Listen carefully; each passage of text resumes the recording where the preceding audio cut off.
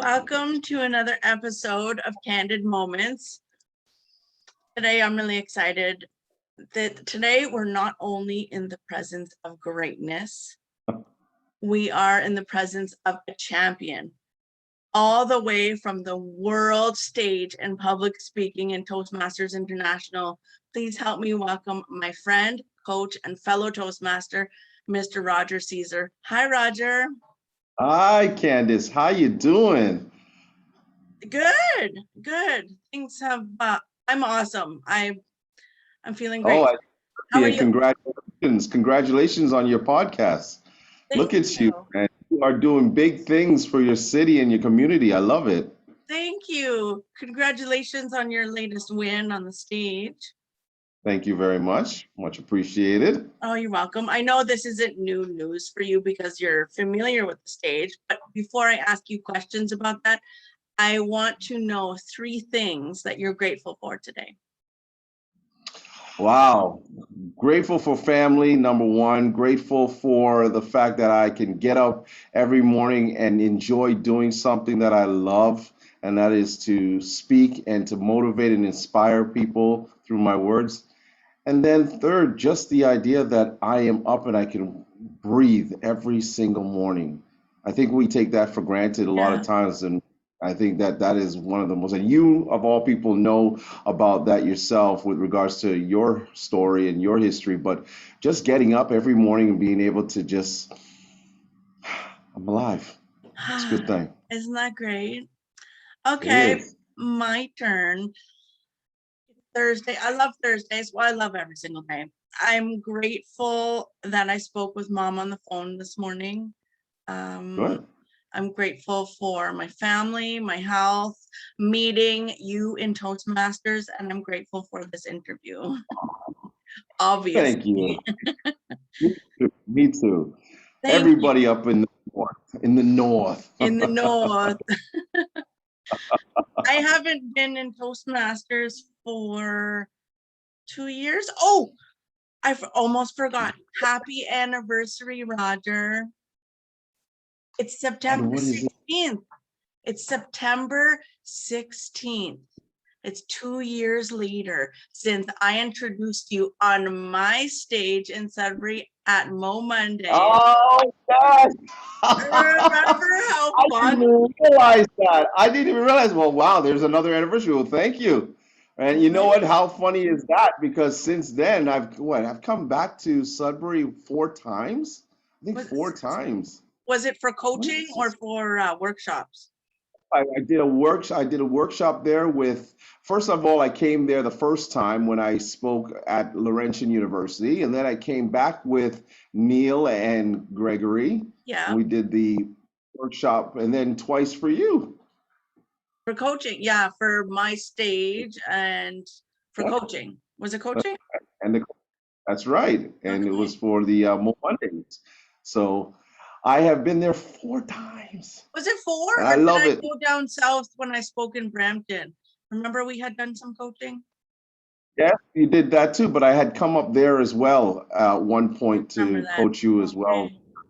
And of course, there was your Mo Mondays show. Yeah, that's so exciting. So for people, it was. Pardon? I said it was, definitely. So for people who don't know what Toastmasters International is, it's a worldwide speaking organization where people learn how to hone their speaking skills. No, excuse me.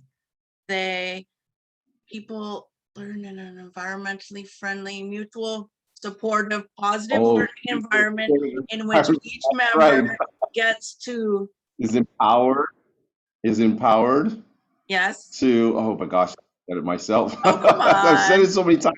Well, it's changed since they rebranded it. Yes, they've changed it a few times. So the point is that it's there to help individuals to learn their communication, have empowerment in communication and leadership skills. Yes, in a mutually positive, supportive environment. That's right. Right. And they organize and some people chair the speech contest at the club level, the area level, the division level, the district level. And if you get beyond a district, which you're familiar with, you go to the regionals, the semifinals, and then the international speech contest, where there are 9 contestants, and they name 8. 8. That has changed. Okay. 8. Yes, 8 of us this year.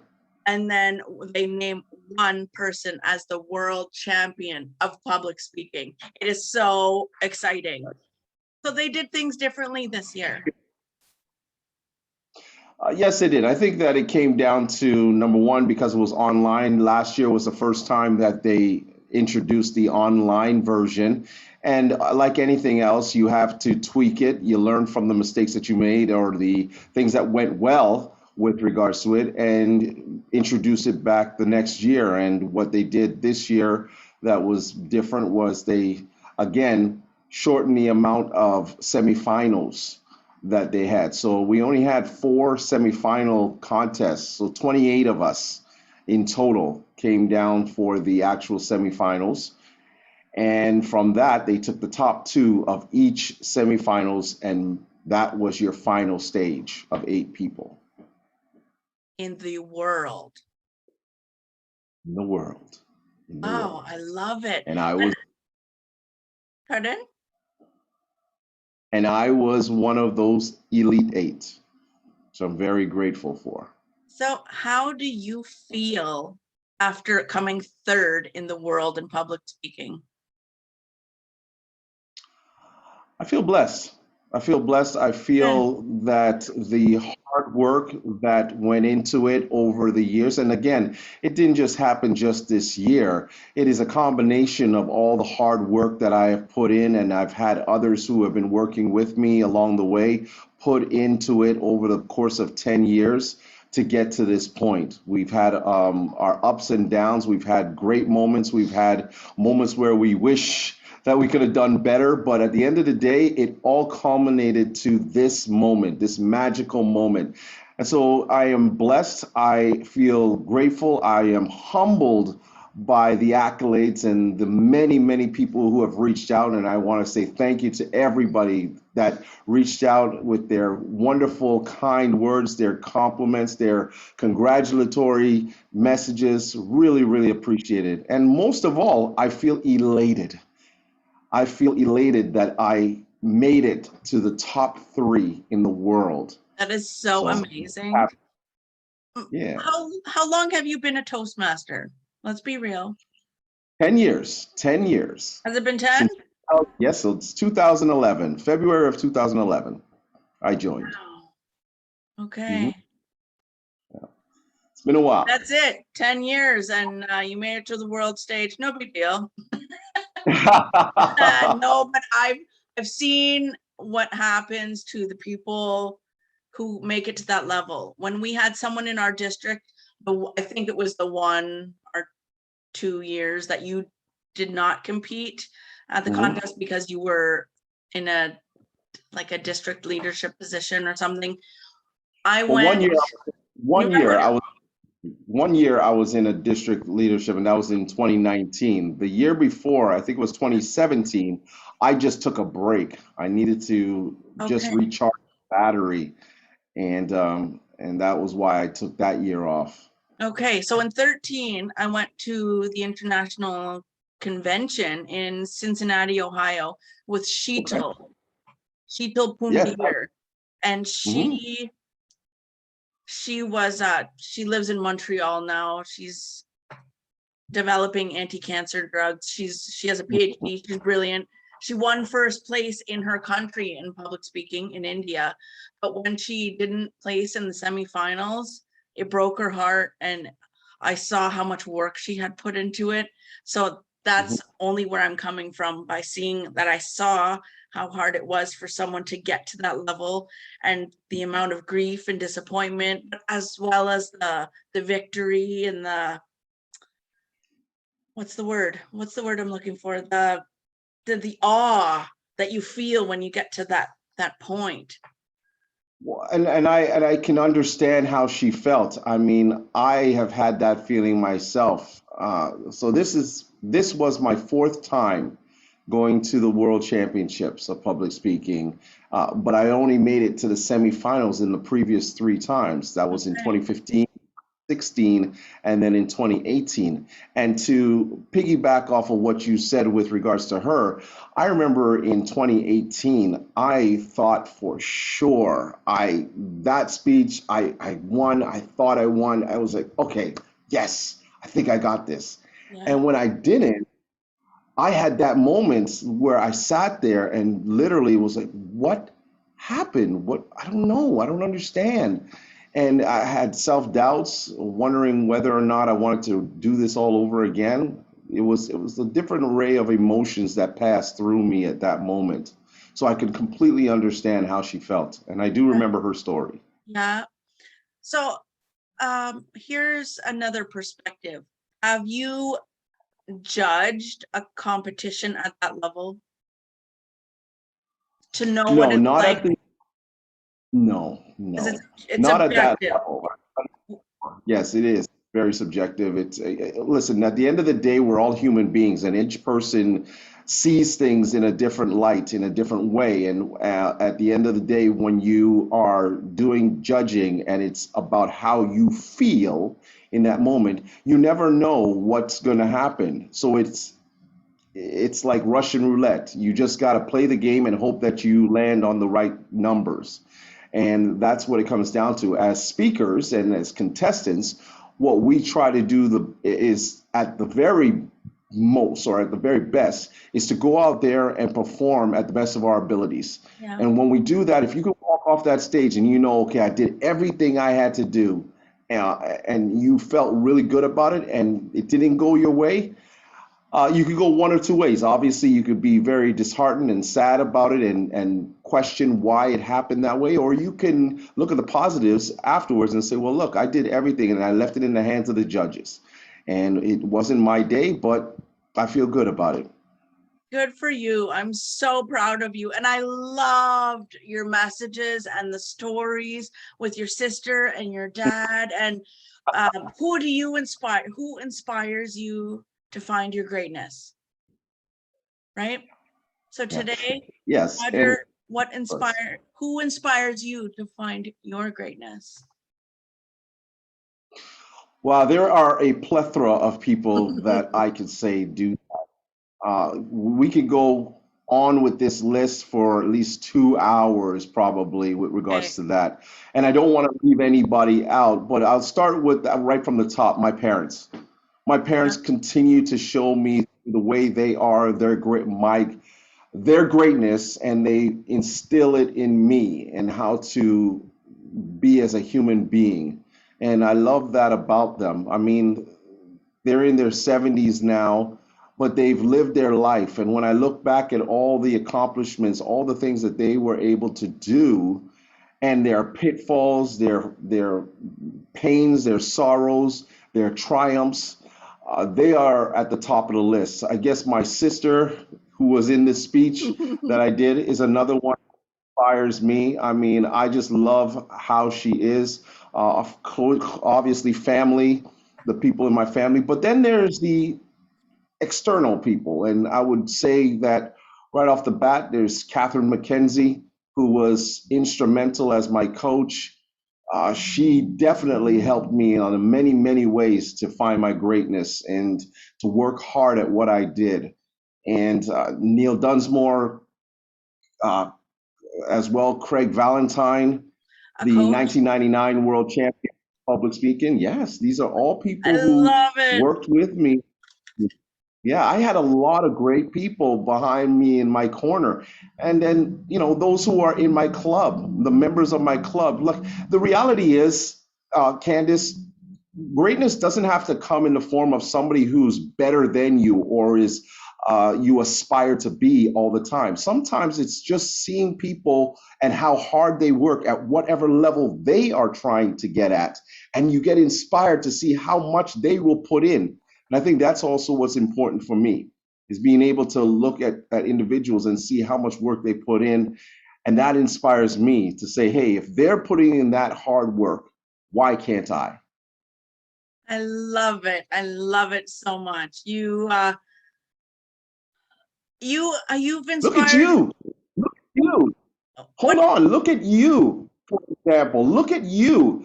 Look, when we first started, you were scared, you were clamoring, you were wondering if you can handle what you doing a keynote speech about your story. We worked hard. There were moments where you had self-doubt. You were wondering if you were able to do it. Then that confidence started to brew. It just Yeah. kept coming, kept coming. You And look, remember? you went ahead and you started Mondays, you started more Mondays, and Yeah. now you're having your own podcast and doing so well. Come on. Come on. Oh, You're an inspiration. thank You are. you. Oh, thank you. I appreciate it. I try really hard, and I make mistakes all the time, but hopefully I am learning from them. So it's good. Mhm. You Oh, will. It's there like was, everybody. yeah, there was that. Was it today? Was it this morning or yesterday? You shared something on social media. I would love for you to share that with how you impact your audience. Somebody asked Yeah. you, somebody asked, Yeah, somebody asked me, why do I love doing what I do? Why do I love speaking? yeah, And my response was because I want to be the voice for the voiceless. I want to be able to inspire people who are sitting in an audience, whether it is in person or online. I want to be able to go out there and always remember that there is somebody out there that has been waiting to hear my message. And I think it's important as speakers to understand that the audience always comes first, that you have to be cognizant of them. And it's not about just you. You may have stories that you want to share, but you always have to remember that your stories are personal, but your message is universal. And there's always going to be somebody, even if it's just one person that's in that audience that particular day that has been waiting to hear that particular story or that message. And they may be going through something similar. They may know somebody that's going through something similar, or they just needed that pick me up. And I think 100. that's why I put that post out there to say that, look, I love what I do because I see what it does for other people. And that to me is the epitome of why I love speaking and going out there and putting on a performance and a show. That's your reward. Yeah, I yeah, love it. That yeah. reminds me of how I felt. I forget which conference it was, which year. It was down south at the district conference. Mhm. Ed Tate was the keynote speaker, and he talked about Okay. how his teachers told him he was really bad at spelling and he would never be a writer. And he published a book and he had somebody ghostwrite it for him, but he published that. Mhm. Maybe it was 2012, because 2013 I began writing my book. So that his message was so touching for me that I took action. Those Mhm. are the moments that are That's pivotal right. in our lives.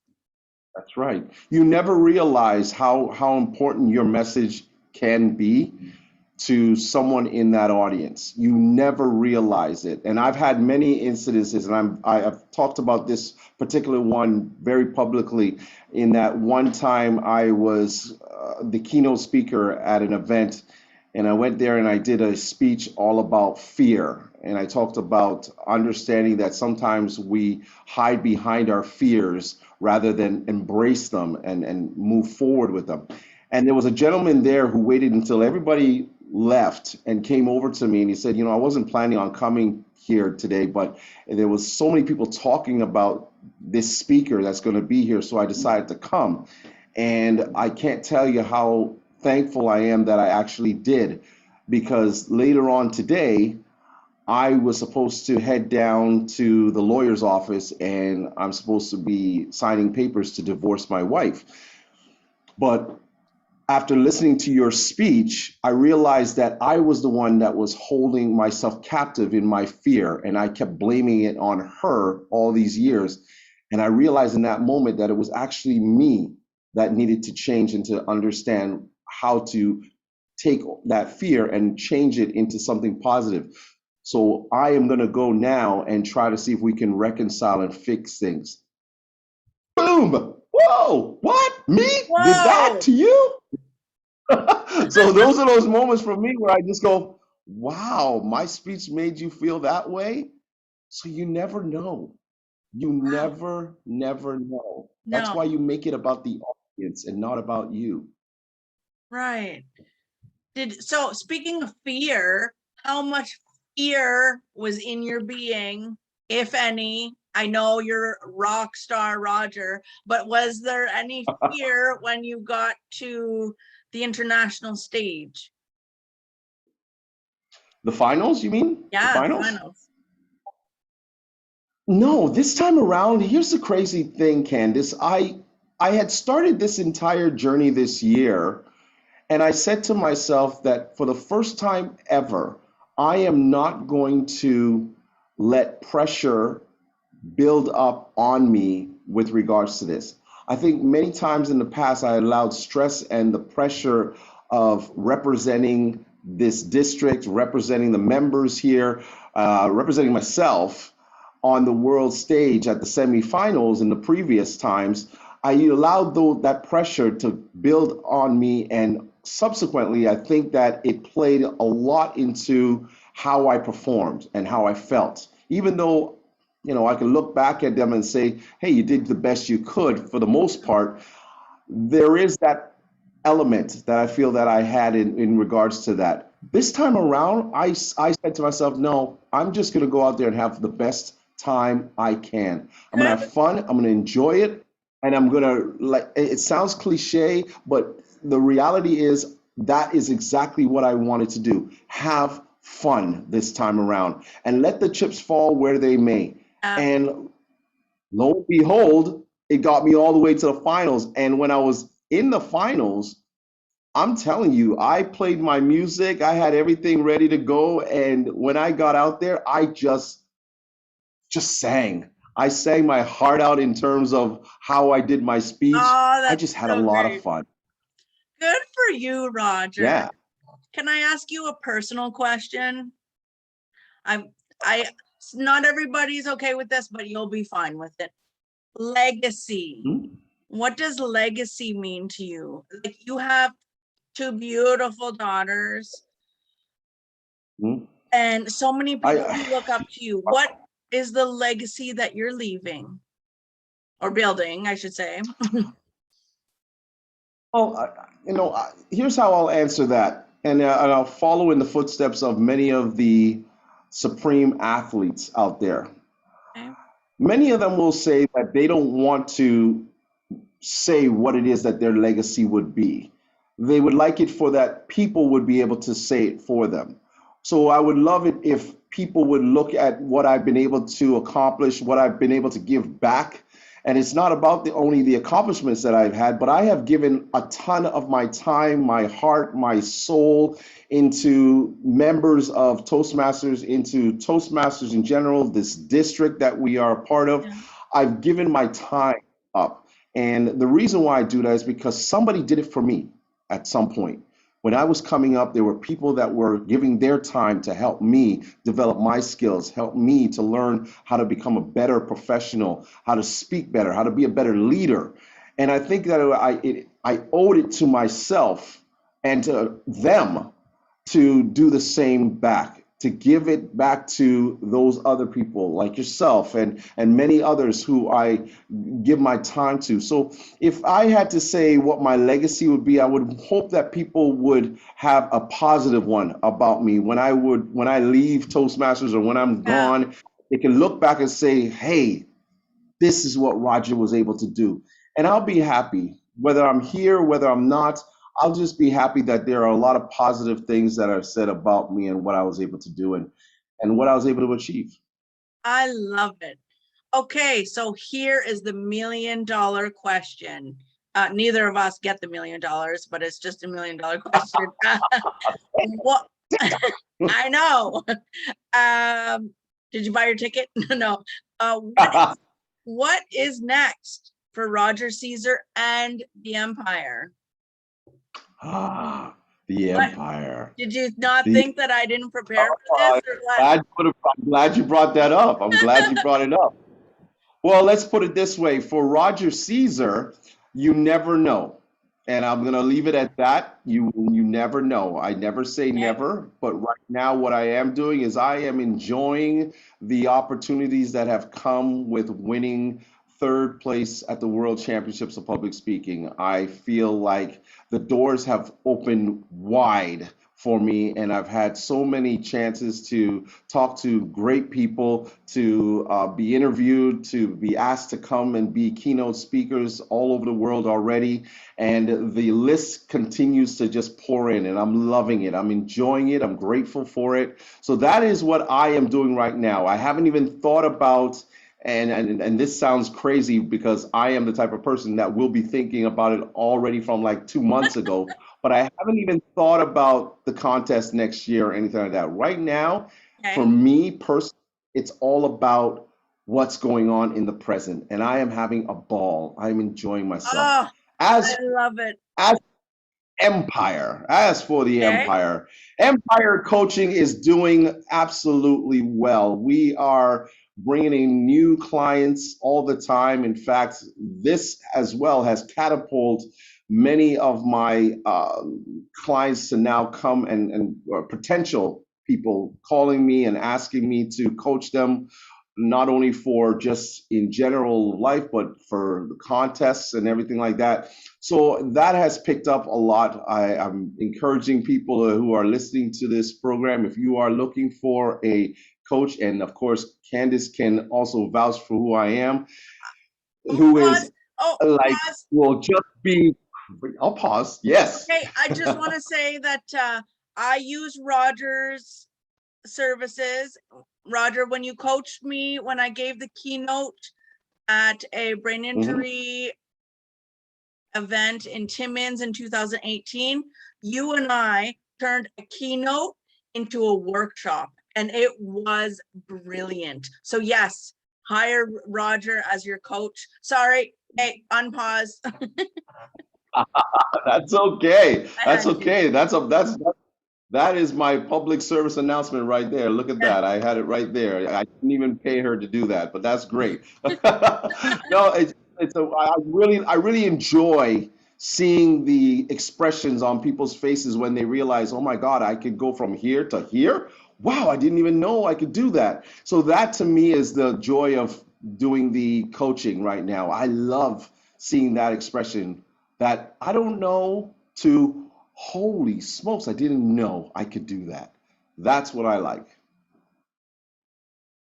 I think what you do, like in that, you see somebody's potential, but you make that person aware of their potential when you bring it out of them while speaking.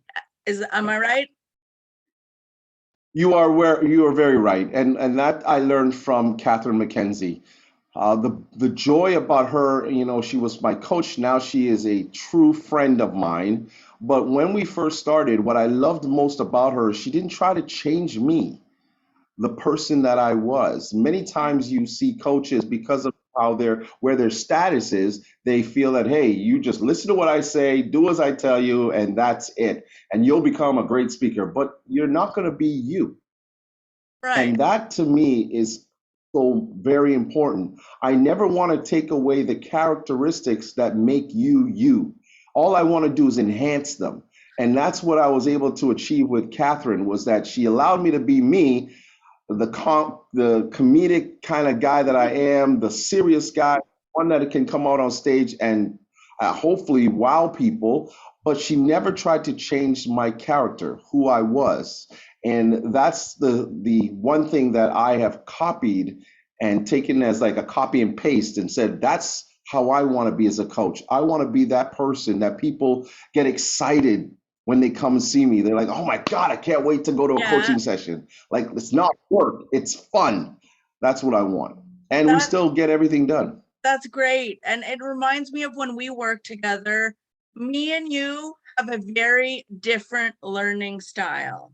but we had to learn how to work off of each other when it came time to memorize a speech. And you know that I speak from the heart, so I don't really need my notes. But at that time, I was depending on my notes. But give notes to someone who's visually impaired, it's not really going to work out. So it was just better for me to, you know, go by the guide that we set out to work on. Right. Right. And that's the other thing, is also learning about your clients, learning Yeah. about what's their strengths, their weaknesses, what they excel on, and what they need to work on. These are the things that I like to do as well. And when I work with somebody, whether it's in a 3-session, 6-session, 12-session program, whichever way we do it, I learn about them very quickly and I see their characteristics, and then we work off of that. And if it's a person who needs to have a more time to learn their speeches or learn their presentations, we give that. We understand that and we work towards that. And then there are those that are just quick and they get it right away. And then you try to excel on that and try to make it get faster and better. It is so great. You know what? I had a feeling I would say this one day because I knew Roger Caesar when. And I did. I knew Roger Caesar then, and I know him now. Indeed. Yes, indeed. And you are doing, pardon? And it's been a pleasure. It has. And we have an amazing friendship, sweetheart. We have an amazing, amazing friendship. And I love you so much. I love who you are. I love your spunk. And I love the fact that you're determined and driven. So yes, I see all of that. I love it. I love who you have become. Thank you so much, Roger. I love who you've become. You've always been a champion on stage and in my eyes and in my heart. And, you know, I couldn't ask for a better coach, even though I'm not on stage anymore. You're still my coach. See, you're doing this and you learn these things from all the practices and stuff that you've done before. You didn't get here. You didn't get here. If we were to imagine back, 5 years ago or whatever it was when we first started, could we have imagined that you would be here right now? Could we have imagined that you would have started your own Mo Mondays? Come on. These are things that happen because of the trail that you followed along the way. And sometimes that direction, that drive that you're going on might change, might shift. And you were able to take it and deal with it in the best way that you could. And I'm proud of you. Thank you so much. You know what? It didn't come without any growing pains. You know that. I know that. Everybody knows that. Of course. Embrace that. This is so great. I have loved that you have shared your time with me, because we cannot put the price on time or friendship, or it just, yes, thank you. This has been a pleasure spending time with you today, Roger. It's been my pleasure. Anytime, anytime. And I want you to, for all those up there in the north, hello to all of you. I love you guys. Sudbury has always been wonderful to me. I love you, love you, love you, love you, love you. And I can't wait till we can be in person again and see each other. And I will make the trip up there again and see all of you. And we all love you, and we can't wait to see you in person. And if anybody wants to watch Roger's speech, it is on YouTube. I did watch it and it was amazing. You blew my socks right off. And Thank you. Yeah, I loved it. I love your message. Who inspires you to find your greatness?